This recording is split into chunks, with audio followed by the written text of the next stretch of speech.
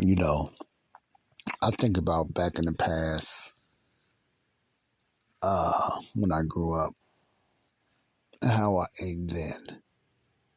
And I enjoyed my growing up when it came to eating. I had other struggles mentally with other things, but I want to just talk about the eating part. I enjoyed. My parents took care of us, all 11 of us, pretty well, and we were somewhat middle class. We wasn't poor. We didn't have a lot, but my mom and my dad took care of us, fed us pretty well, all 11 of us.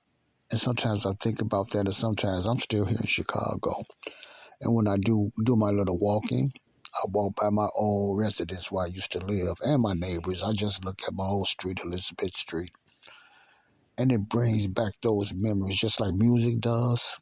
It brings back those memories. Remember faces and everything. Even certain smells do the same thing with me. But I look at my old house and stuff like that on Elizabeth, 1400 South Elizabeth. 11432 South Elizabeth, 11342 South Elizabeth. I still remember the address, 11342 South Elizabeth. 369-7648, that was our number. I still remember that. I don't remember the area code, but I remember the 369-7648. That was something like that. That was our old phone number when they only had home lines. You remember? Cord home lines. There wasn't no cell phones. Mobile phones, whatever you want to call it. 369-74, I forgot it already, 7648. I still remember that number. Those are the memories. And I don't have the best memories, but I remember those things because they never go away. Yeah, I looked in the backyard when I was walking past there, and I remember we used to have the old brick barbecue pit. Before that, we had the old garbage can where they used to cut out garbage cans and make them out of barbecue pits. You can buy somewhere like from the store there, but you usually can do that yourselves.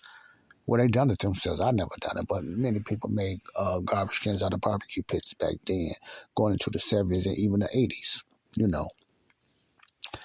And I look in the backyard and it bring back a joyful memory.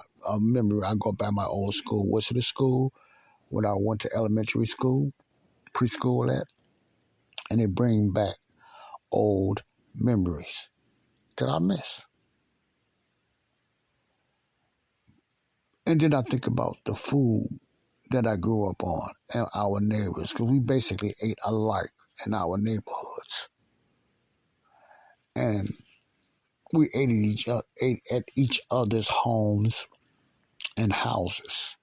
And we ate all kind of stuff, a lot of junk food, you know. But it was something different as I think about today as I got older. And things change, of course, when you get older, even taste buds. And I never looked like I have the last few years and what I'm learning. And I try to connect all that stuff I was eating then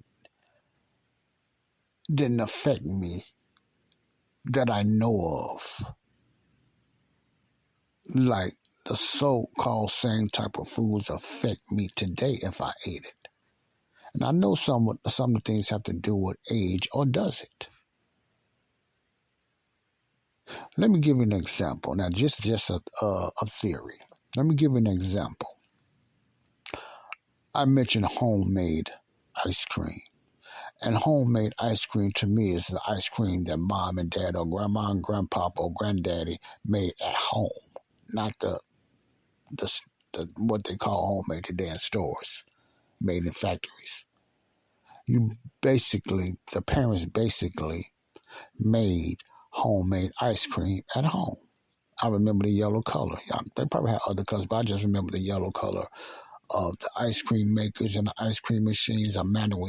We couldn't afford really the electric ones, so we had to just roll it around with a handle ourselves with the ice and the salt and stuff like that and the ingredients mom put in it in the backyard, and we made homemade ice cream and stuff like that. Okay? I remember that. I remember the taste of homemade ice cream, the taste of homemade food, the taste of barbecue, the smell of it, throw it on that brick grill or even that that old round barrel garbage can grills that was made. We made see things was made manually back then and before, but I'm just talking about my era. They was made manually. I remember the open pit barbecue sauce. You remember that open pit? I remember when you made that. Mama made pancakes homemade. It was Aunt Your Mama or the old log cabbage syrup. And then you had the Miss Butterworth that came a little later. See, I remember those things. And before my mom passed away, she was still cooking that way. Bless her heart. Before she passed away quite a few years ago, she was still cooking that way. Maybe your mom as well, or dad. I remember that. You know, I remember the taste, and it still gives me chills just thinking about the taste of the foods of stuff then growing up. And I don't remember getting sick a lot, as far as because I ate. I'm being honest, I don't. I don't remember food getting me sick because I still was able to go out and run and play, even though I was a closed-in child and I didn't have a lot of friends, and I was kind of, because of different mental battles I went through. I still remember the friends and the joy I had of going outside and playing and stuff like that, regardless of what I struggled with mentally. How that started, that's another story. When I think about how that started, that's another story. But I'm talking about the growing up years, how I used to eat and what I ate. I remember even eating the times we didn't have nothing but peanut butter and jelly. That was always available, peanut butter and jelly. Skippy and all that other stuff. And, jelly was popular. I didn't know too much about jam then, more spreadable, but jelly, I make it so thick we eat peanut butter and jelly, but I don't remember having a stomach ache and getting sick. I'm talking about my own personal story now. I remember that. I don't remember that. We ate a lot growing up. And I remember what I said, it was a lot of us. It was 11 of us. At one time in the family, in that little small house on 11342 South Elizabeth. Our neighbors, across the street on the next door to us, we just interchangeably ate at each other's house, not all the time. And you ate at your friend's house. We ate pies and cookies and dinners and stuff like that. The sweets stands out with me. Eating a lot of sweets stands out. See, eating a lot of sweets stands out with me because they was good. Remember, they used to sell cookies in houses and stuff like that. They used to sell ice cup. We called them icy cups, around the neighborhood. Chicago was known for their candies and icy cups and cookies and stuff like that. My point is, just think about, I think about that time compared to the now. Even though those things wasn't great for my body, I'm not trying to lift it up and say it was. I could say one thing. It was less toxic than the foods today. Even the soda drinks was less toxic. When they started changing Coca-Cola to the new Coke, then they had to go back to the original Coke. They could never go back to that. Then they started saying Coke Zero and different things like that. See, it will start a build up. I think that big change came in the 70s, between, after the XL Keys thing in the 70s, a lot of things started changing. And see, they was promoting ultra processed food since the 30s and 40s and stuff like that, and profit wise. But the minute, just like a lot of other medical things, they found out they could start making $1 on something. That's when the ultra processed stuff start really just getting out there. Because no matter what you buy, even Aunt Your Mama, which they don't call it that no more because of the woke movement, but I ain't finna talk about that garbage. It's hard to find the ingredients to make at home now, even in stores, because it all has been tampered with.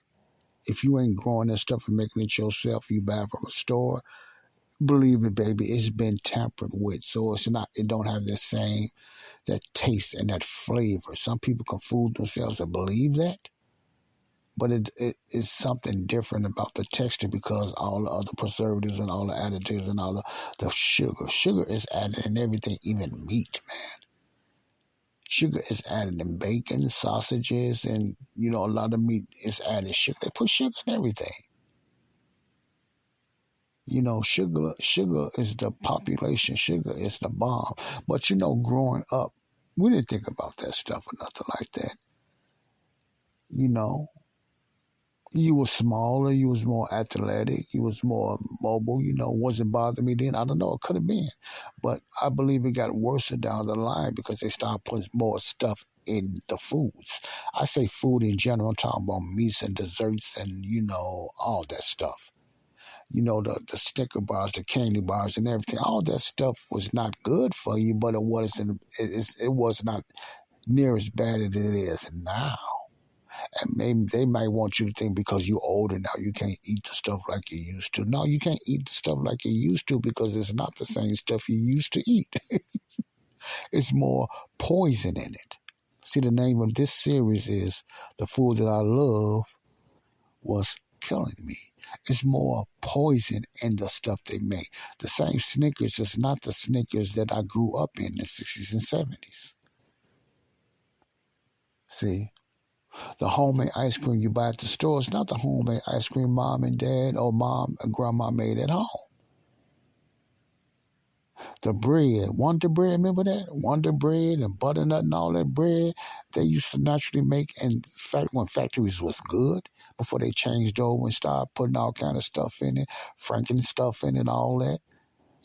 They say, well, Wonder Bread is bad. It's not the same Wonder Bread. It don't even taste the same. I used to, when I was still eating bread over a year ago, I bought some Wonder Bread. It didn't have that taste. And you can't fool me tell me because I'm older and my taste buds changed. No, the bread has changed. Because some flavors of stuff don't go away. It's just that you might say it does not taste the same. Maybe I'm old, and all that because you're older is because it's not the same stuff. It's Franken stuff.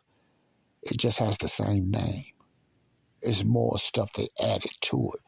Sugar and all kind of glucose and all kind of additives and preservatives. That's why it doesn't taste the same. Why? Because it's not the same. That's the issue with our health now and our obesity. Why it didn't affect us so much then, even though it wasn't real good, but it wasn't as toxic as it is now. You see what I'm saying? It don't take me to be a scientist to see that. You could just test your own self and see that. McDonald's was decent then. Burger King was decent. They was using real more better stuff. They cared more. Mostly a lot of older people worked in those restaurants there. Not like today. I'm not knocking all young people either.